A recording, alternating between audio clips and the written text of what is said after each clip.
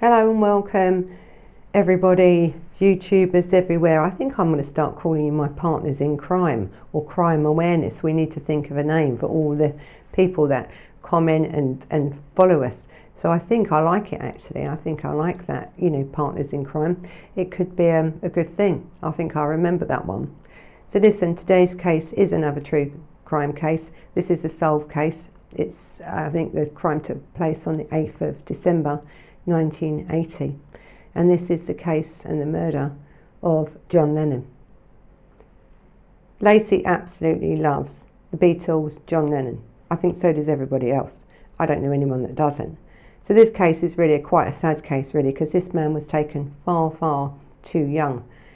But it's also about a case about mental health, I think. And when you really listen to this story, this case, it shows that this man really was disturbed in quite a way. Now, the man that murdered John Lennon was Mark David Chapman, and he was born, I think, in 1955. He's an American criminal, and he is known, and his only crime, I think, that he was known for is murdering John Lennon. But he did have a list of many, many more people on his list that he was going to go through if he couldn't have got to John Lennon. And even if he got away with it, really, I think he would have carried on. So this is quite an interesting case. It's an interesting case because of the circumstances around this murder and what really led up to it. And was there really signs that Chapman would have done something? I think there was.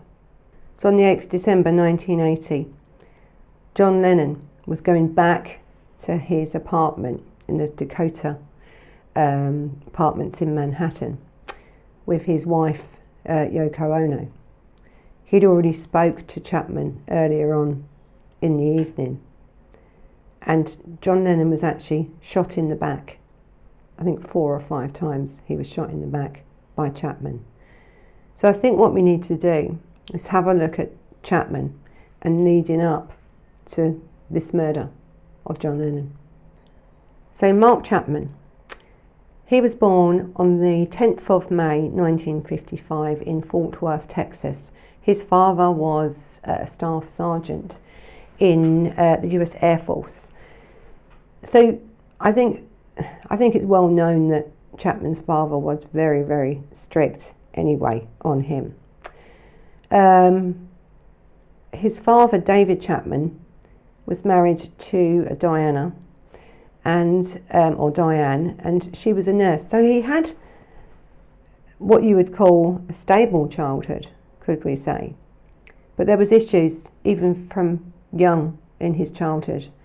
He didn't feel that he was accepted by his father. He actually says he lived in fear of his father. So Chapman's father, David Chapman, was this Air Force sergeant. He used, I think there was domestic violence in the home. Mark Chapman has said that before. He said that he was abusive, physically abusive to his mother. He also didn't feel that his father cared for him or loved him. He was a very violent man. And I think with Chapman, he just was withdrawn. His mother was very loving, so he was a bit of a mummy's boy really. But I think the issues with the abuse, the physical abuse, even towards his mother as he grew up, really affected him badly. And as a child, he did have delusions even then. So there was clear signs that there was some sort of mental health forming in this man very young. So Chapman, he was only very young actually when he was having these delusions, but he also had this grandiose idea of himself. He was like this king-like power he had, or he thought he had, over this imaginary people, little people that lived in his walls of his bedroom, and he was the king over them. Because I don't think he felt he had any power within his life, in his home. So he was a very quiet man. You could see he was already disturbed as a child. Now, lots of kids have imaginary friends, but they don't have imaginary little people that live in the wall, and you have these conversations with them constantly. You're living this world as he was even as a child. But I think it was an escapism for him because of the abuse that he saw the mother suffering, and also physical abuse that he was suffering from this father. And he says this himself. He says that he really, that was his world. He'd made up this world in his room, and he was very delusional and had very grandiose ideas. And that's a clear sign then of some form of mental health very early on, probably caused by trauma. Definitely probably caused by trauma. So Chapman, by the time he was 14, I think he was attending Columbia High School. He was already skipping school, playing truant. He was taking drugs. He was, skipping lots of classes, but really taking a lot of drugs at that point. And this was at 14. Now the problem is when you're young and you're taking drugs, it also affects the growth in the mind, the brain. It really affects it. And I think a lot of people that suffer from mental health use drink or drugs to try and self-manage it, because I don't think anyone was doing anything about this boy's delusions, about this boy's anxiety and his feelings of worthlessness and unloved, and then these delusions. It didn't seem like anyone was giving him any help. And that happens a lot, especially in 1955, 1965, 1970s. Mental health was not like it is today. People get help now. They couldn't get really help in them days. So I think the drugs and the skipping school is, one, yes, he was a teenager, but two, he was a teenager with definite issues, definite mental health issues, and still suffering from these delusions, these grandiose ideas of himself, and that was what gave him this empowerment. He says himself that he was bullied at school. He says it was because he wasn't a good athlete.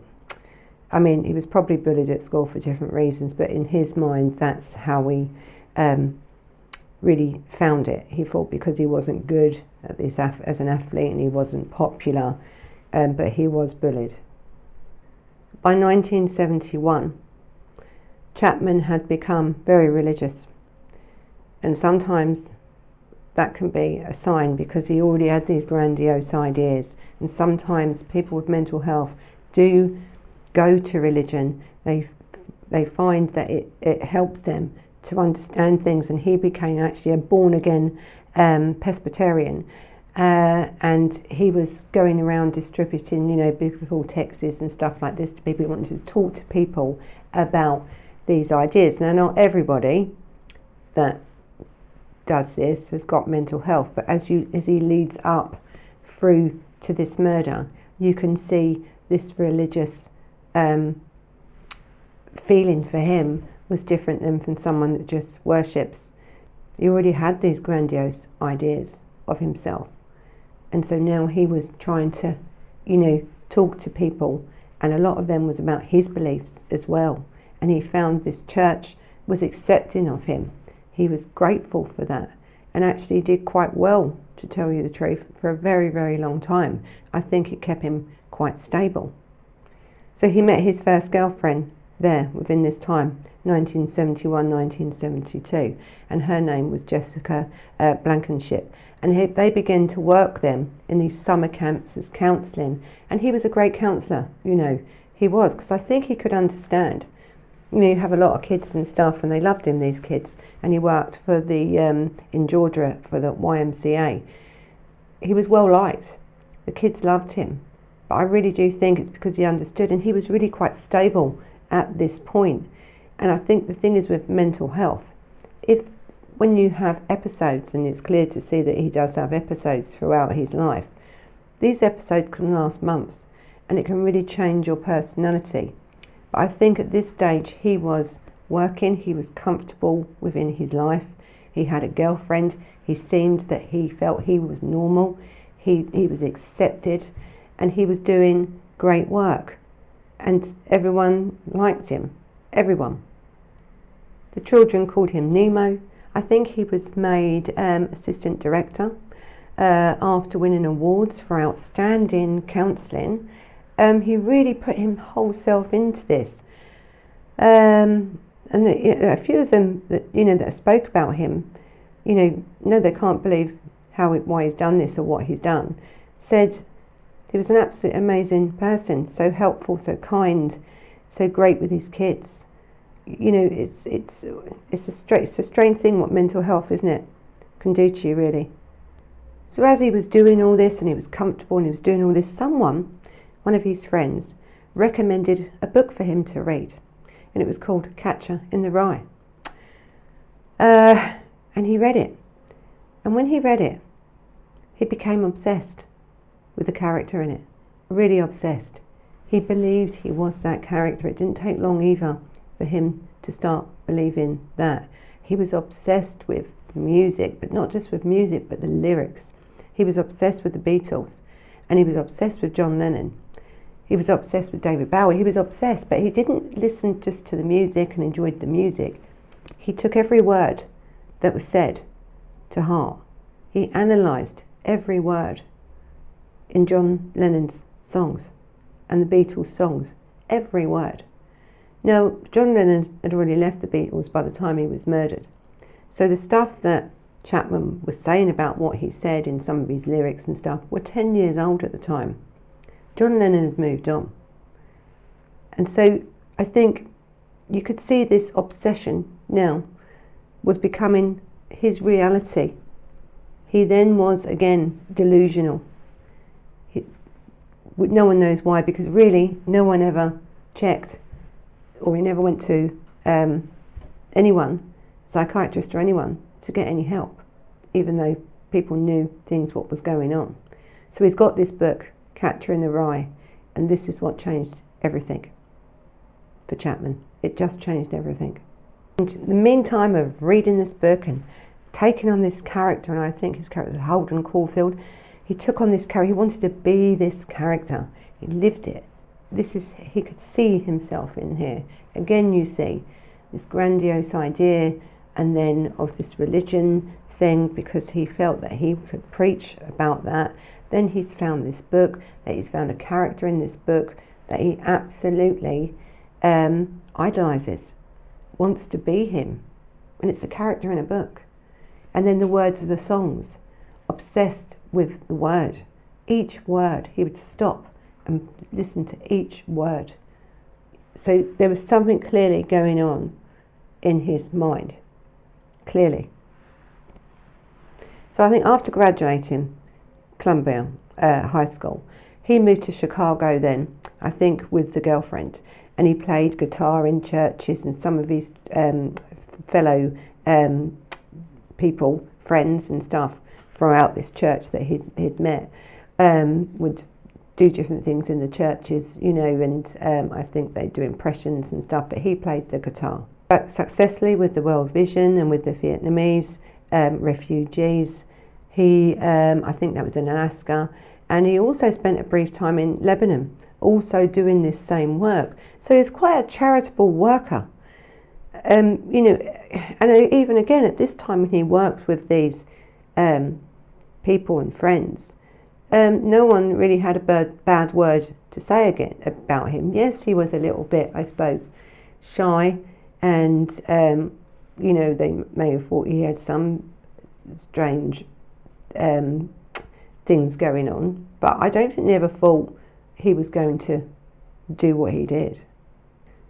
So this is now where it gets, when you think about the people that Mark Chapman met, and even though we know at this point he was probably going through this feeling of, well, we know he'd already read Catcher in the Rye, we know he already took on this persona of this character.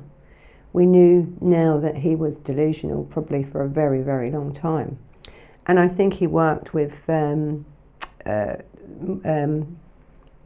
called Moore, who was like the head director of this thing, and he took Mark Chapman with him when he had a meeting with President Gerald Ford, and President Gerald Ford shook Mark Chapman's hand. So that's how close he got. That's how easy it is to not see when someone can be that dangerous, and this man probably even at that point was already getting dangerous to get that close to really, Gerald Ford, President of America. I mean, you've got to think, and I don't know if he was on his list, but there was a lot of people. I think Reagan was on his list, and there was other people on his list that he wanted to kill. Luckily, at that point, he hadn't got that far, or else I think, President Gerald Ford would have had issues there with Chapman. So Chapman's girlfriend at the time went to this Covenant College. I think it was in Lookout Mountain in Georgia, and he wanted to go, so he went. But by this stage, you see, he was probably having more of an episode, and these episodes were becoming more and more frequent. He was reading this book, he's obsessed with this book. And when he got to this college, he couldn't do the work. He couldn't keep up. He was frustrated. It frustrated him, because when you're suffering from mental health, they say it's like having, they say with schizophrenia, it's really like having, dementia or something like that. The brain, the thought pattern it doesn't link. It could be many, many things going on at once. And for you to be able to concentrate on one thing, it's very, very difficult, because he was so obsessed with so many other things. His brain wasn't stopping. He couldn't do now this college work. He realised, and he left, and he really felt then that he had let himself down. So now he's angry at himself as well as everybody else. And then he started to have an affair, or so he says, because don't forget, he is delusional. So he's telling you now that he's had an affair. He feels so much guilt about this affair, and he could have, but he doesn't really go into detail when he talks about an affair, who it was with, whatever. But it was just about this guilt. He felt this tremendous guilt, and he couldn't face the girlfriend. Now, paranoia was the big thing in this man's life. So he was delusional. He was paranoid. There was a lot going on, and so yes, he said he had an affair, but there was no real detail about it. But it was the guilt he felt, whether he did or he didn't. To him, it was real, and that guilt then started eating away at him. So in the end, he couldn't really cope then with even seeing his girlfriend at that point. I don't even think Mark Chapman finished even one semester at that college. And after that, I think the girlfriend then finished with him. So then now he's really feeling bad, isn't he? And now he starts then to move on. He then works as a security guard, and he then took, which was a worry, a week's course. I've never fired a gun in my life. I know in America you do, and I wouldn't know how to do it. But to do a week's course in it, so then you can become an armed guard. Again, this man's got no history that anyone knows about of mental health. He hasn't seen a doctor. No one's, even though he's having these delusions, and he has done from when he was very young, he's now took 1 week's course and then got a gun license. I think by 1977, Chapman had really then started to feel suicidal himself. He had moved to Hawaii. He had attempted suicide. I think it was carbon monoxide poisoning. He tried to put the tube into the exhaust and do it through the window, but the car got too hot and the actual tube that he used melted. So that failed. And I think he thought himself, I can't even kill myself. But he would have been that desperate at that time to take his own life. His mental health now was getting so severe, he couldn't handle it. So after this is the only time that Mark Chapman actually saw a psychiatrist. And that was after he tried to commit suicide. And the psychiatrist admitted Chapman to Castle Memorial Hospital for clinical depression. As I say, this was in 1977 then he done this. Not long, 3 years later, he's murdered John Lennon. So his mental health has escalated. They say it's depression. Then they sort of give him a few medications, keep him a couple of weeks and let him go. But now this man has now got a gun license as well.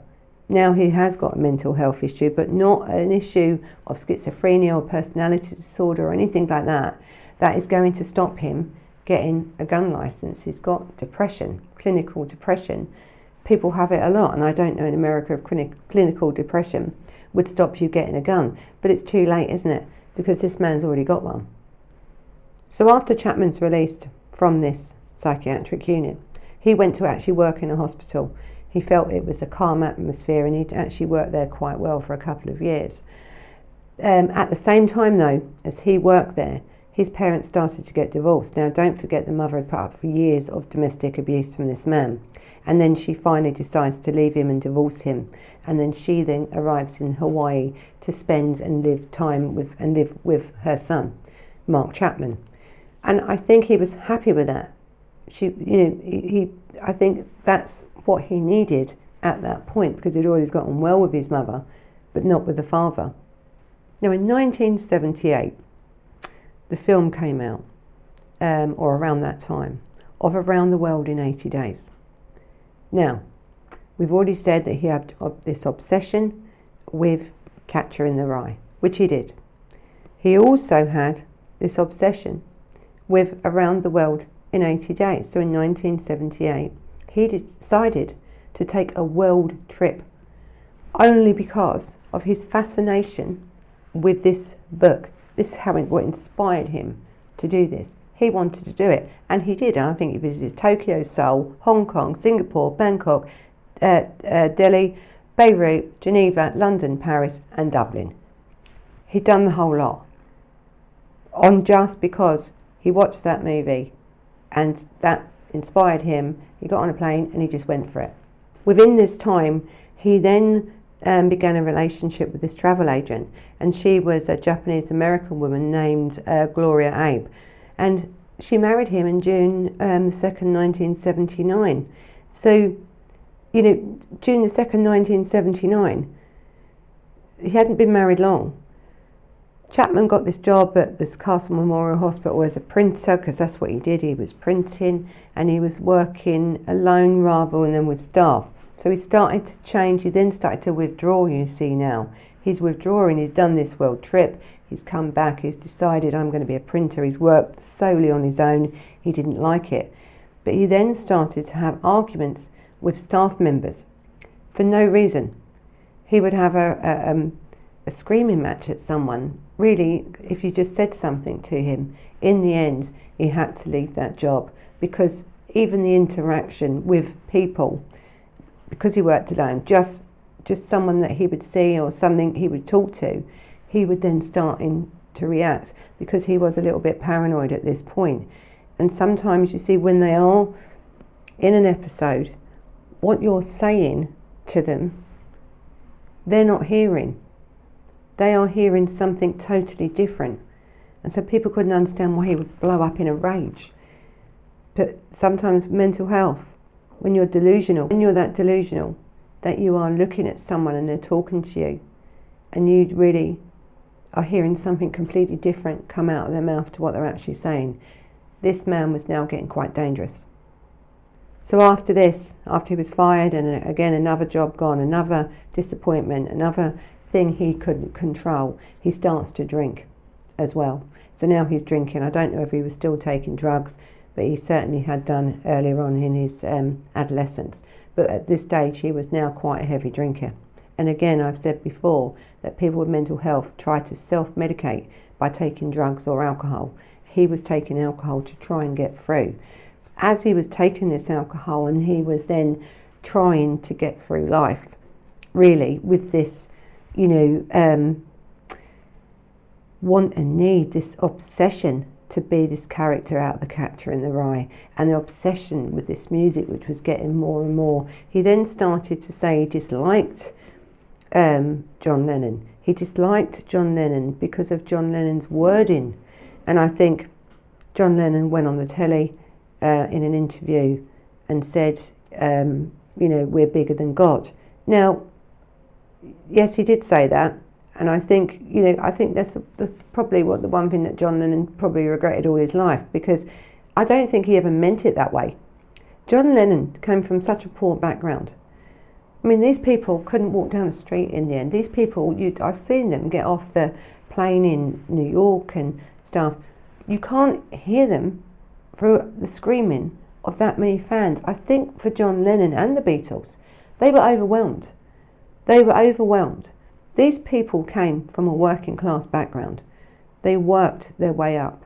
And I think that was a wrong expression that he used, but I think that's the only way he could express himself, because he couldn't think of a way to express what had happened in their life as they've started to build up with the fan base that they had. So I don't think he said it in a way to mean any disrespect to anyone. He didn't. It was just a way of expressing his overwhelming feeling of this, what was going on. But you see, Mark Chapman took that very, very seriously.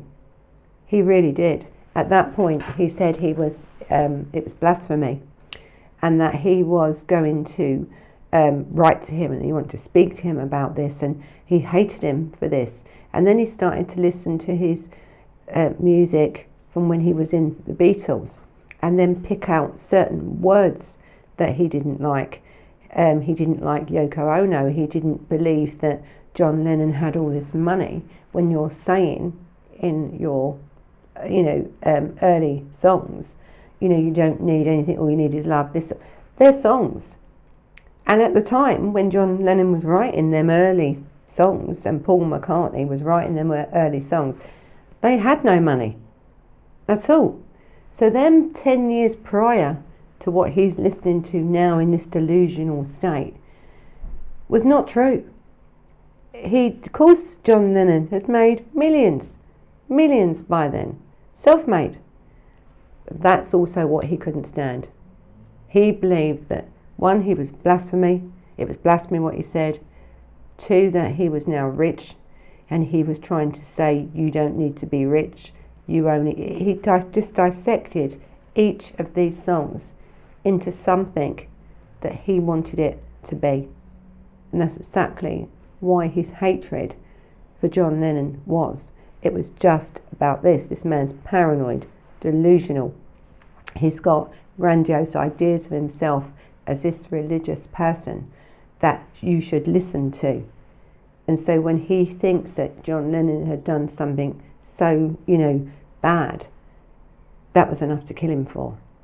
Now, in September of 1980, just a couple of months before John Lennon was murdered, Chapman wrote to a friend, Linda, Irish, and which he stated to her in this letter, I'm going mad. Really, in big thing, I'm going mad. So he's trying to tell people, I'm going mad. Now, and listen, he signed the letter though, The Catcher in the Rye. Not by his name, not even by the character's name in the book, but the book title. But again, no one really was catching on here that something was really going on and was just about to escalate. This was 2 months before he killed John Lennon. Chapman says he started to plan this murder about 3 months before John Lennon was murdered on the 8th of December 1980. His plans were muddled, as was his mind. They were muddled. He knew what he wanted to do, but then you see he had this other list as well. The reason he says he killed John Lennon was because he was the easiest one to get to at that point. And I think he had Lennon on the top of his list because of this 1966 comment that the Beatles were more popular than Jesus. That's what they said. So that's 1966. This is now 1980. And this man has now done everything he can in this planning. But when you look at his planning, and it's stated about his planning, it was muddled. It was mixed up. There was no formulation to it. If someone's really going to plan a murder, there's a plan. I wouldn't have said he planned this murder. It was bits and pieces, put together. I think with Chapman, he had done a few things as he planned this to go to New York. He had booked tickets to see a show. We'll talk about that in a minute. The night after he actually murdered John Lennon. So I think with him, it was a plan, but it wasn't a plan. If he couldn't have got to John Lennon, he would have tried to get them to somebody else on that list. At this time as well, when he's planning all this and it's on his mind, not that he's told anyone at that point that it's on his mind, he was in this prayer group, now some of his friends in this prayer group after, was joking and referring to John Lennon in a joking way about his song Imagine. And they said, well, let's imagine that John Lennon is dead. So this reinforced, not that they meant anything by it, I don't know what a prayer group's doing saying that anyway, but even so, this reinforced Chapman's ideas, isn't it? Well, they must agree. They think he should die. Because of this imagine. Well, let's imagine that John Lennon's dead. He's took that seriously, that comment seriously, because he's in the planning anyway. This has just reinforced how he felt about John Lennon. There was also this, reporter, I think it was Anthony Fawcett, and Chapman was just so influenced by that as well. And it was titled actually Lennon, One Day at a Time, about Lennon's lifestyle in New York.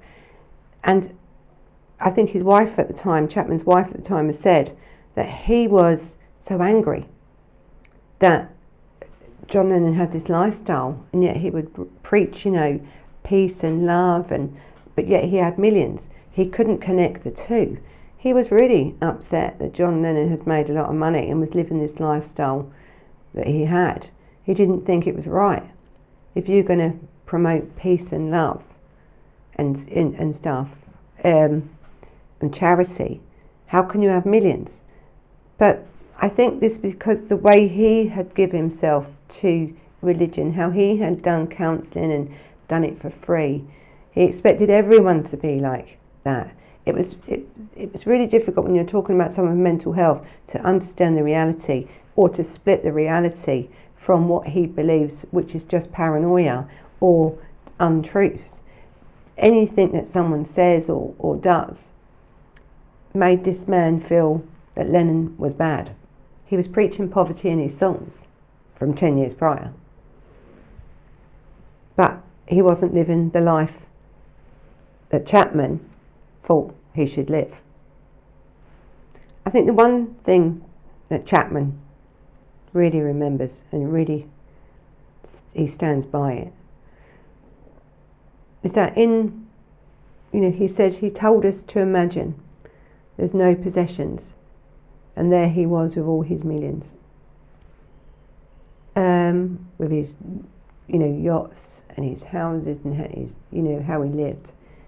It was really, really getting to him because of the way he was analysing these songs.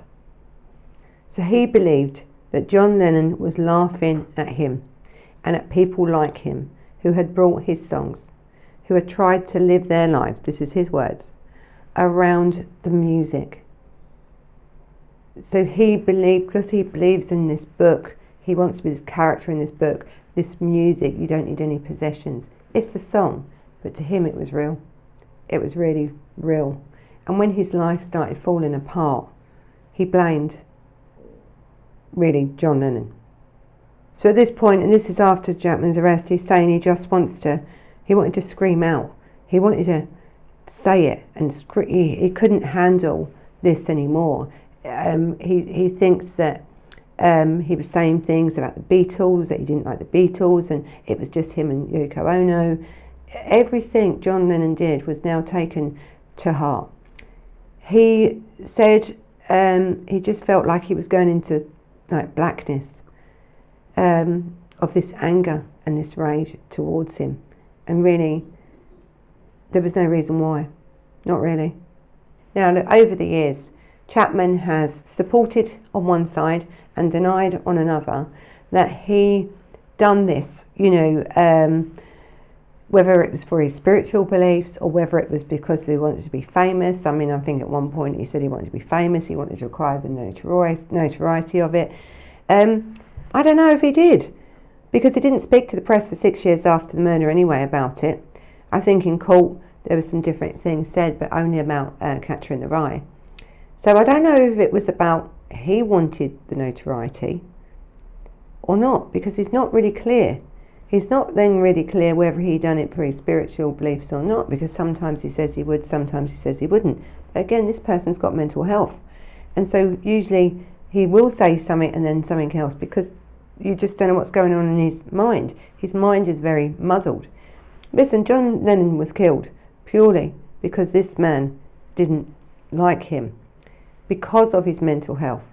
He couldn't understand why John Lennon said things and done things in records that were 10 years previously to when he was murdered, because this man dissected the wording.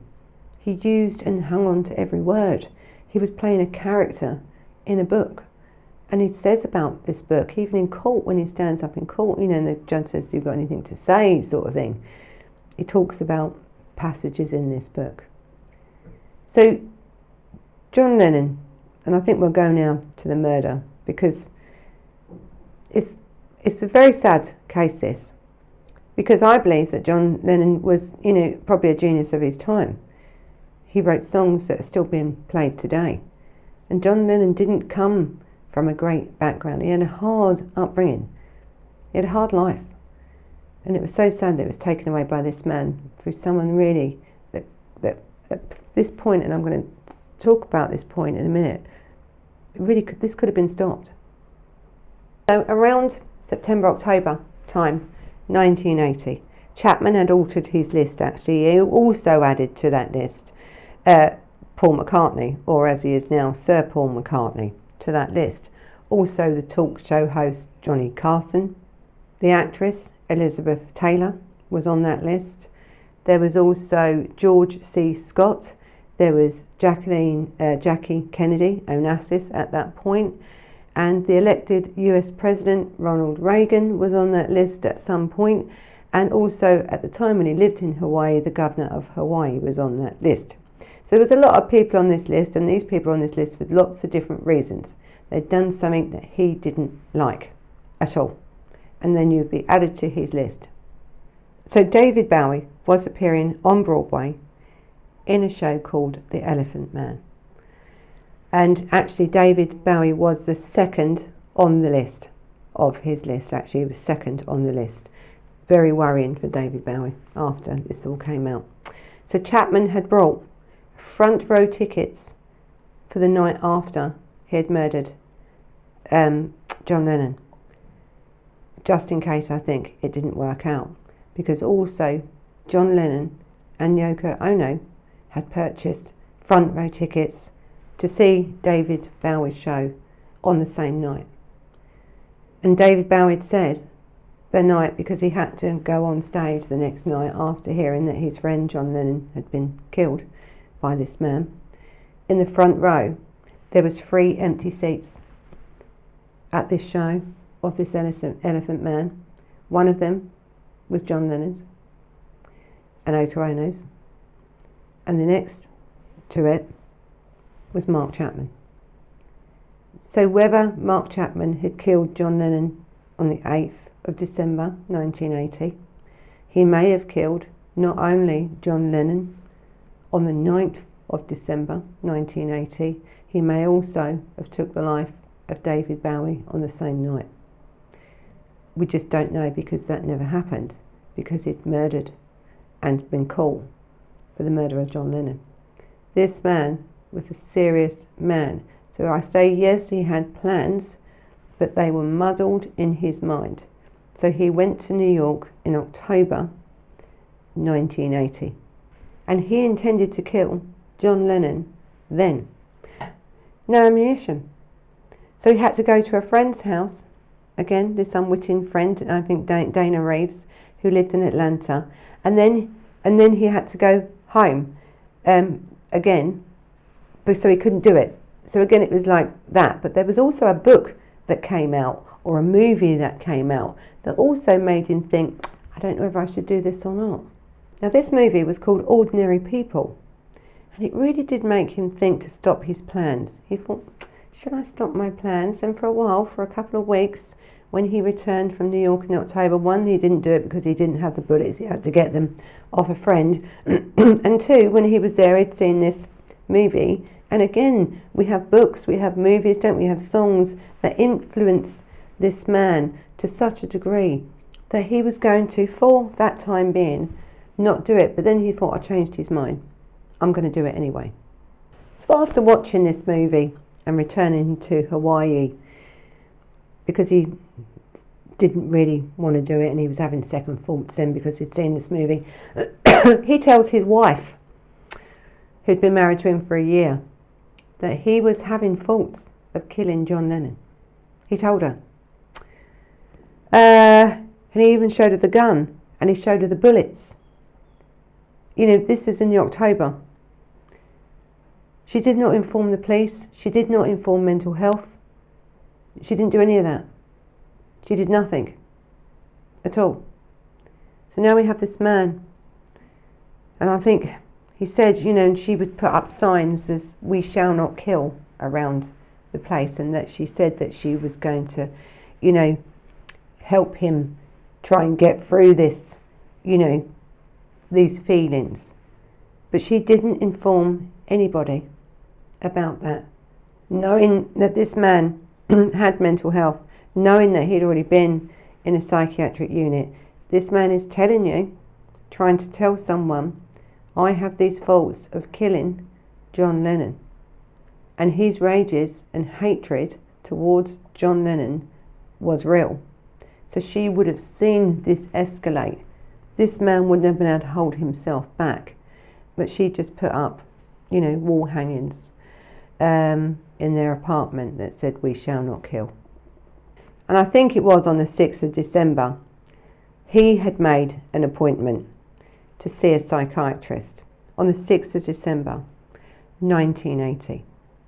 John Lennon was murdered on the 8th of December. Chapman never went to that appointment. No one made him go to this appointment. He got back on a plane and went to New York, even though he's told people, his wife, what his intention is to do. And he went and done it. So I think at one point, when he got to New York, he thought about going to the Statue of Liberty and jumping off. You know, at some point, I don't know why he didn't, because he'd already tried to kill himself before. I think by this stage, he had this idea and he was going to fulfill it. And if he couldn't have got to John Lennon, it would have been someone else on that night that he was going to kill, someone on this list. Again, on that night, on the 7th, this is the day now before the murder of John Lennon, he rang his wife from his hotel and they were chatting, and she knew now he hadn't made the appointment on the 6th. She knew he was in New York. Didn't ask why, must have known. She then talks to him about getting help when he gets home, but also, you know, first we'll start working on our relationship with God. This is what they're talking about. I don't think this woman could have talked him down out of anything, because she wouldn't have been strong enough to. By this point, he is, these grandiose ideas he's got, without medication, you would never have been able to stop this man at all. Never.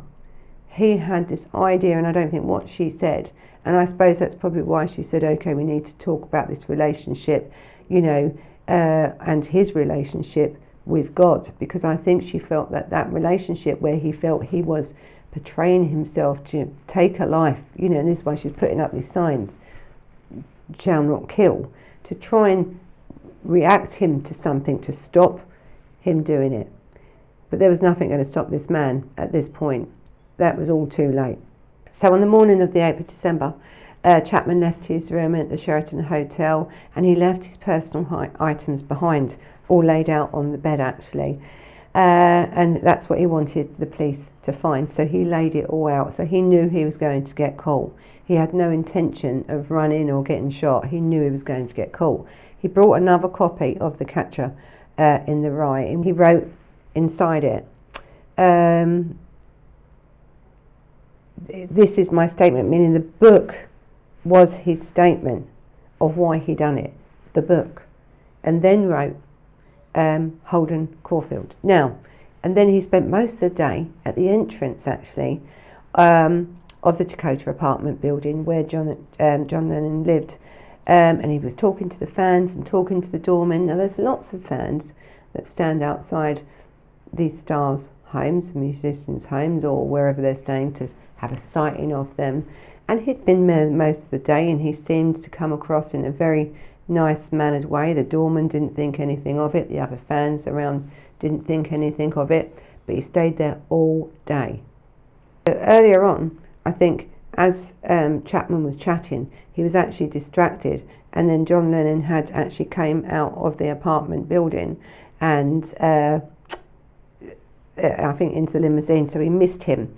But what he did see and he did speak to was John Lennon's housekeeper, and I think the housekeeper had John Lennon's son, Sean, 5-year-old at the time, and I think Chapman reached out to speak to the housekeeper, and she did speak to him, and to shake Sean's hand, and said that he was a beautiful, beautiful boy, and he quoted Lennon's song, "Beautiful boy, darling boy." But he was waiting to kill his father. He was waiting to kill the father, but spoke and shook the hand of a 5-year-old boy outside this building. Luckily, he didn't kill him as well, really. So around 5 p.m, John Lennon and Yoko Ono were leaving their apartment. I think they were going to the record studio, Record Plant Studios, which they'd arranged, and Chapman had gone up and asked him, with an album, and asked him to sign it, and he signed it and stuff, and he had a little chat, saying a few words. Lennon, did just sign it, and he handed it back and had a little chat, got in the limousine and went. There was a photographer there, amateur photographer, I think, Paul Grosh, and he was standing by and took photos actually of them as well, as Lennon signed Chapman's autographed, his record. So he had the conversation. John Lennon had taken the time to sign an autograph and stuff, but he still did it. So as everyone was leaving and stuff, he tried to ask another fan, would she go out with him for that evening, have a drink and stuff. He also asked the amateur photographers to stay around, because he said if they'd done that, he wouldn't have murdered him, well, that night, so he says, but he probably would have tried another day. So he was always going to kill John Lennon at some point. And it's actually when Paul McCartney heard about John Lennon's death, he had a phone call from one of the Radio 1 DJs, and then I think Paul McCartney rang him, not on the radio, but rang him separately, privately. Now, John Lennon wasn't actually meant to have been in New York then. They was going to come over and do some recording over here, but something was wrong with the studio for some reason, so he stayed another month, I think, in New York. But he shouldn't have been in New York on that day at all. But I really don't think it matters, because I think if this man hadn't been caught, or if he hadn't murdered somebody else, John Lennon would have died sooner or later by the hands of this man. So it was around 10:50 p.m. Lennon had been out into the recording studio. The limousine pulls up. Him and Yoko Ono gets out of the car. He walks through the archways up towards his building, and at that point is when Chapman saw this. As they passed him, they got out, and then he fired, I think, 5 bullets. John Lennon was shot in the back. He was just shot in the back. He had no chance at all. When the police came, Chapman was still there reading his book. He didn't try and move away. He didn't say anything. He continued to read Catcher in the Rye. Yoko Ono, of course, was hysterical. The police knew that John Lennon probably wasn't going to live very long if they waited for an ambulance. So the police then took John Lennon in the police car to the hospital, and he was dead on arrival. He was shot by this man so many times in the back, he didn't stand a chance. I think the gun he used, or the bullets he used, were, I think it was five shots were fired and 4 hit him, I think. And they were hollow point bullets from a .38 special revolver, 4 of which hit Lennon in the back and 1 in the shoulder and 1 punctured his left lung and his artery. And the minute that artery was hit, he was dead in seconds, really. There was no stopping it. 3 hours after John Lennon was pronounced dead at this hospital, Chapman was already in custody, and he told police officers that this Holden Caulfield, is a big part of me, from this Catcher in the Rye, because that's all he kept quoting was quotes and stuff from this book. He also said that this Holden character of this book was evil, and he had a small part of him inside him. It was gobbledygook, really. There was no sense being made from it. The man had shot John Lennon in cold blood.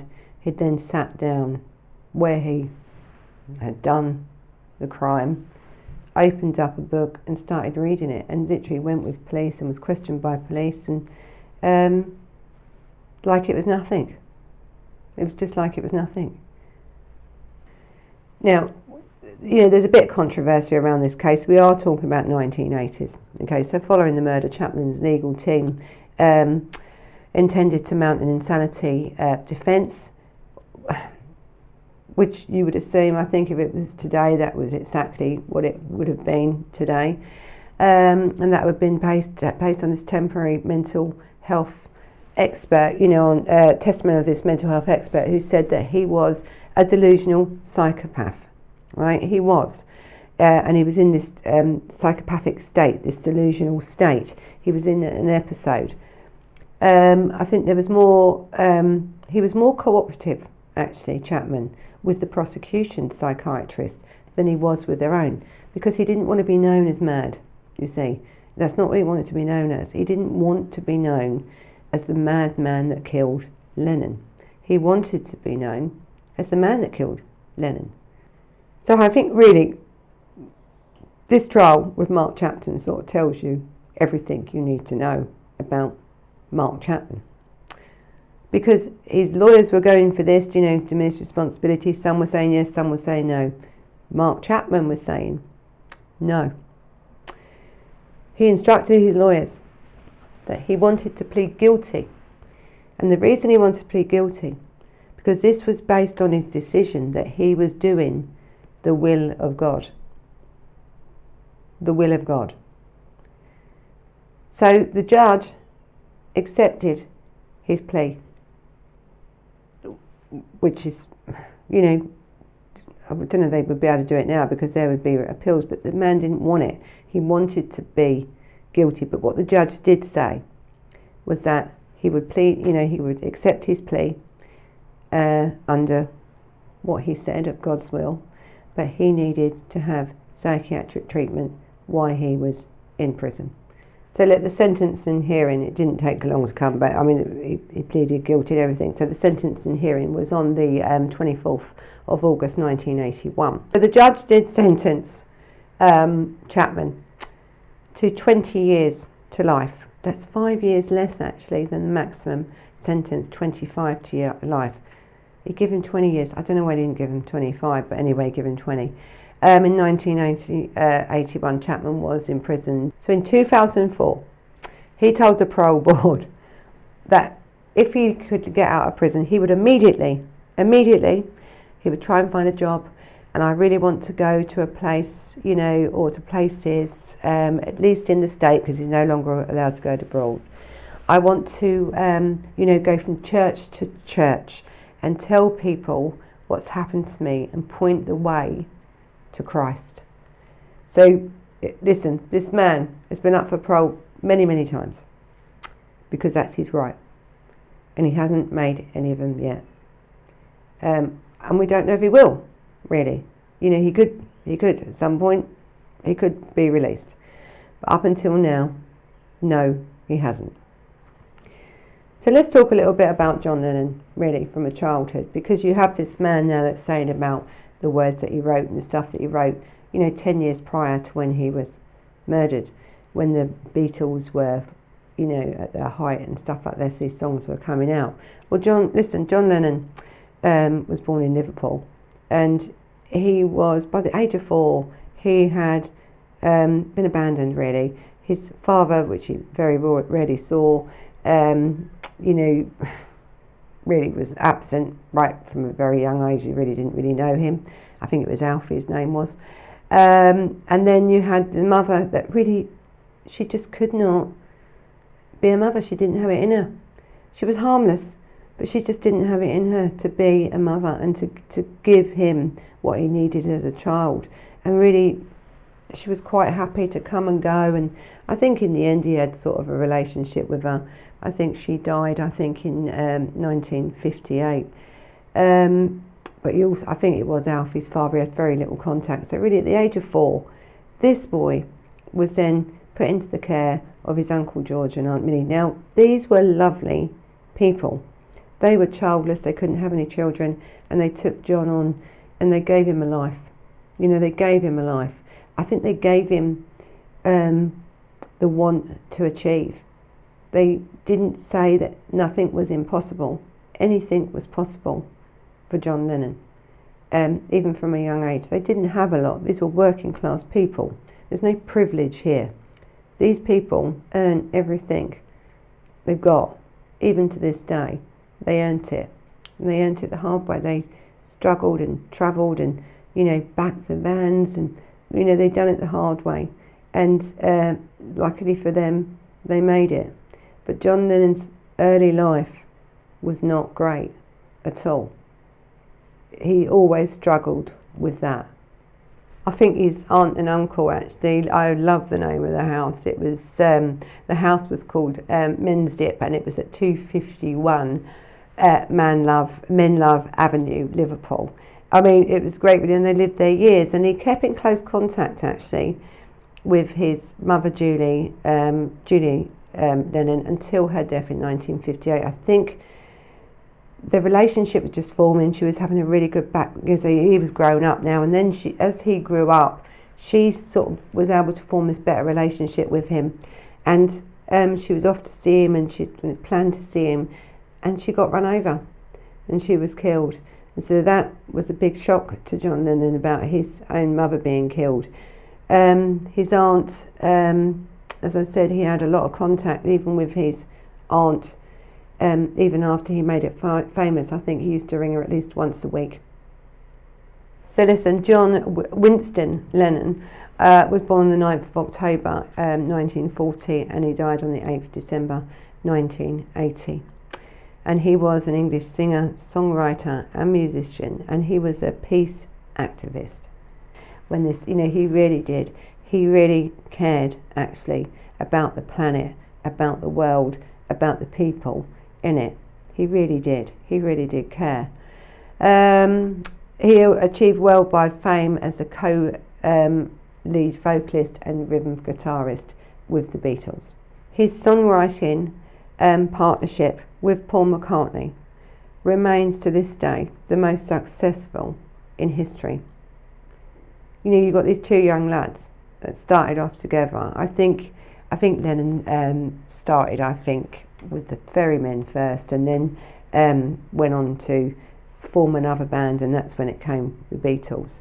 And Lennon's career, I think, the Beatles disbanded in 1970, and then he went on to continue as a solo artist. So this has been the case, the murder case of John Lennon. He was killed by Mark Chapman on the 8th of December 1980. And what a loss to the world, really. So this has been the John Lennon murder case. He was murdered by Mark Chapman, 1980. And what a very, very sad loss it was. It's a day marked in history, really. I think John Lennon will never be forgotten because of his songs. And I hope, his songs go on for many, many years to come. And I know if Lacey's got anything to do about it, they probably will. So thank you for listening. Thank you for taking the time to comment and everything. It's really lovely. And I'm sorry I haven't been able to get back to you. We've been very, very busy here. You can also follow us on Instagram and on Facebook. You can also catch this on Spotify on our podcast now. And I'll be saying the same on the podcast as I'm saying to you. So thank you very much for watching. So until the next time, bye bye.